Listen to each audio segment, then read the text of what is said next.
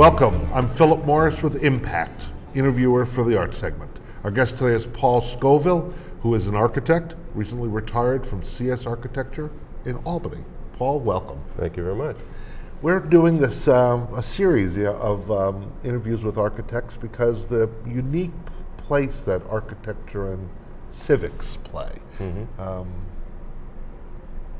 Not many art forms reveal like that. So we just want to... And endure. And endure, yeah. Can you talk about that? I mean, is enduring well, a high value? It's funny. I've been an architect for, 35 years now, and I've actually had some of the buildings I designed be torn down. So you get the upside and the downside. The idea of making a contribution to the way people live is gratifying. I mean, I think that's what keeps most architects coming back, is the joy of seeing something that you've thought about and worked on very hard be realized and then be used. What was your favorite project? Oh, without a doubt, working on the State Education Department building in Albany. Actually worked on that building for over 30 years. Was it originally built for state ed? Yeah. Yeah, it was built starting in 1912 to house the Department of Education, the State Museum, and the State Library. I got involved with it in the late 70s when the Empire State Plaza was being finished and the museum and the library were moving out. So they had this huge building that was going to be 3/4 vacant, and what to do with it. And it had not been maintained because they knew they were leaving, I guess, and it had a lot of issues, and so a decision had to be made what to do with it. And a couple of facilities people in the department had a vision of saving the building, because it certainly was eminently worth saving, and did a study that if they moved state offices back into the ed building out of rented facilities, they could more than offset over years the cost of the renovation.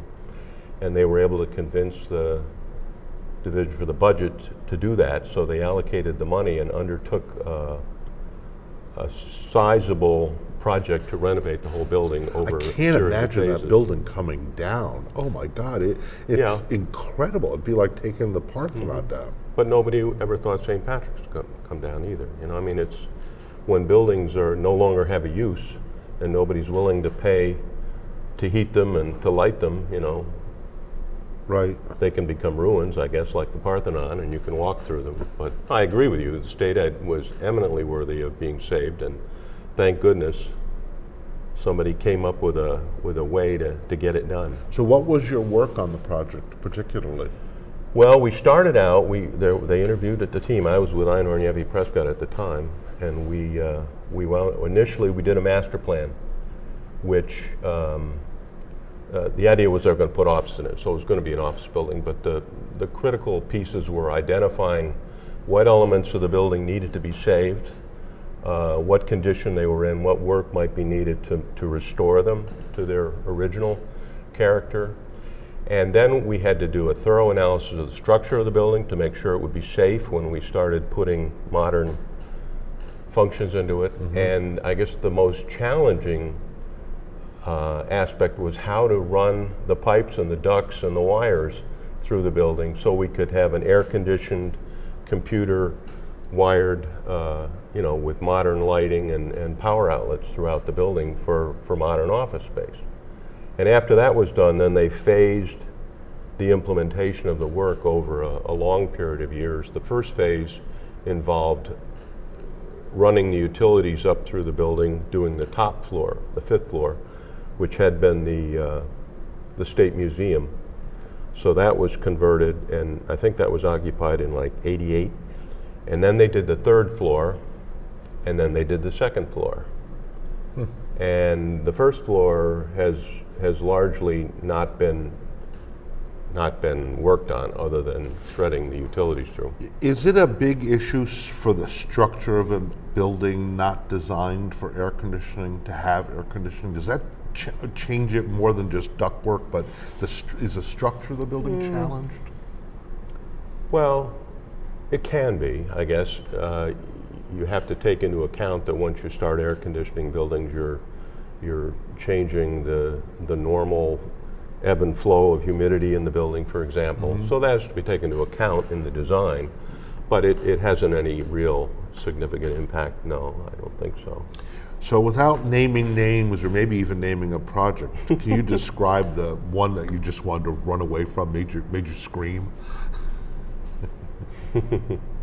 Well, I don't know. I think my mindset is to find a challenge in everything. Every project you'll learn something, so it is sort of lifelong learning. You get to pick the brain of people who know a lot about their area, you know.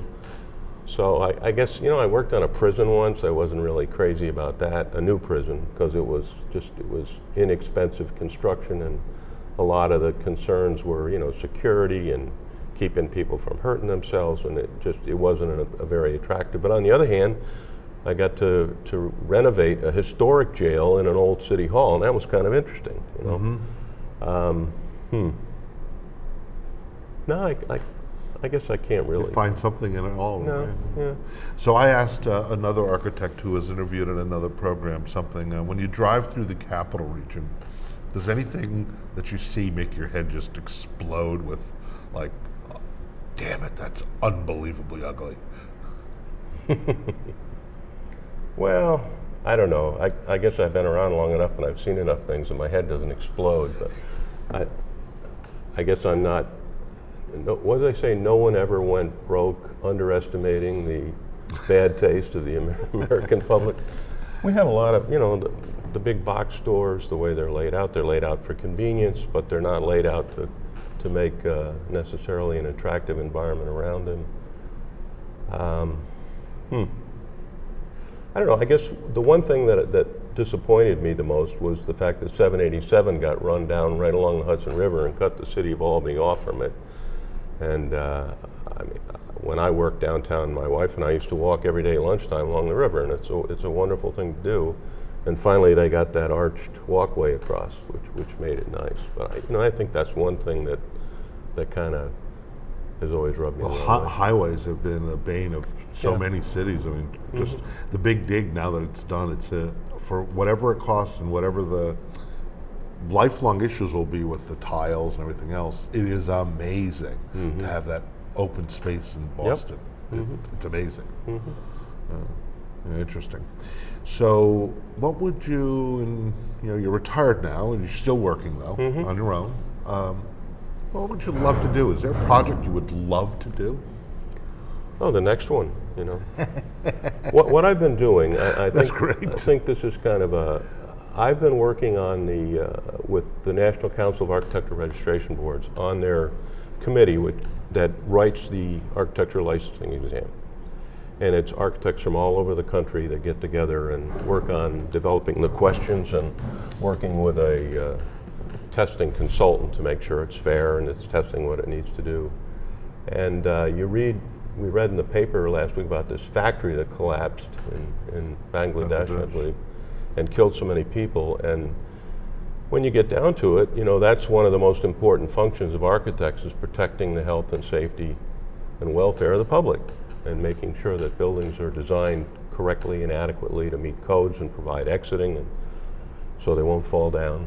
And so I anticipate over the next several years I'm going to be spending more time involved in that effort. Interesting. Have you by chance read the books? It was a series, Why Buildings Fall Down and Why Buildings Stand Up. It's No.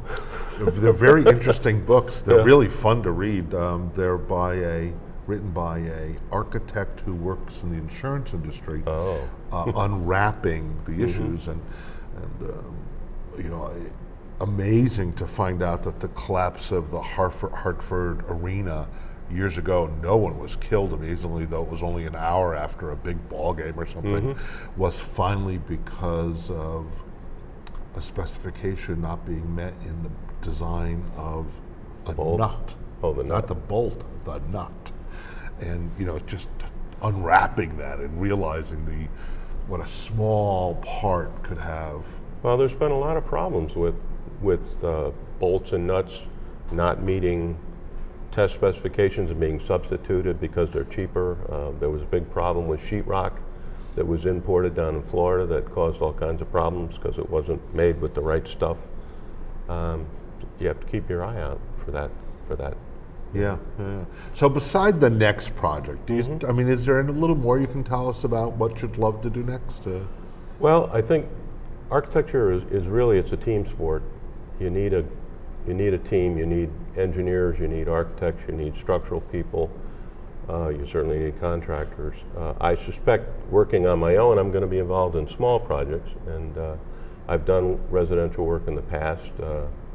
I've got a couple of residential projects that I've kind of developed myself, and where my children live now. And so I'm kind of hopeful that I may continue to do that. Find an old building that needs to be rescued and buy it and fix it up and put it to another use. Yeah, that's really cool. That kind of stuff interests me. Yeah, that's great. I drive the region looking at buildings that are still underutilized, going, wow, that'd be great use or something. I mean, trying to figure it out. They need more money. I can have more money to do it. Yeah, sometimes it's money, but sometimes I wonder if it's just not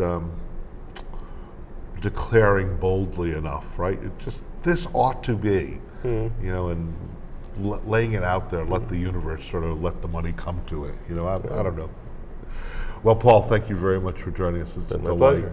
It's been Paul Scoville, recently retired from CS Architecture, an architect who's still looking for work. If you're interested, thank you for joining us at Impact. My name is Philip Morris.